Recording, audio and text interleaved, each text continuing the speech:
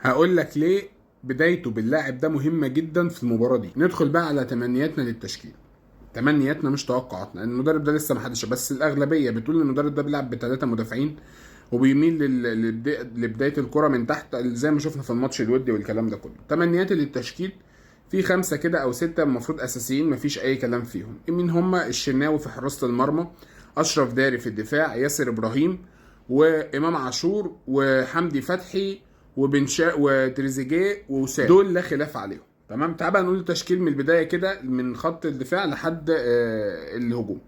الشناوي في حراسه المرمى، اشرف داري وياسر ابراهيم والعش باك شمال ومحمد هاني باك يمين. وهقول لك العش ليه باك شمال.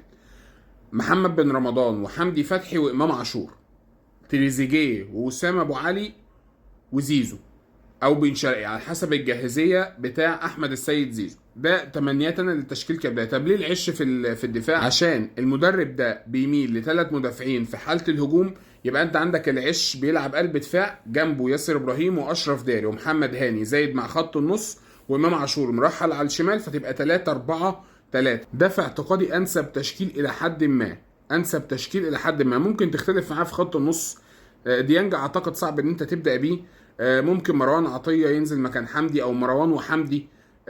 برضو صعب ان محمد بن رمضان. الاختلافات مش هكون في لاعب او اتنين عن اللي انا قلته لك، ولكن بنسبه كبيره هو ده التشكيل زي ما قلت لك، اختلاف لاعب او اتنين. ولكن زي ما بقول لك كده هو ال11 اللي هينزلوا زي ما قلنا في الفيديوهات اللي فاتت ان شاء الله يكون فيهم الثقه، وان شاء الله المكسب يكون معاهم. مفيش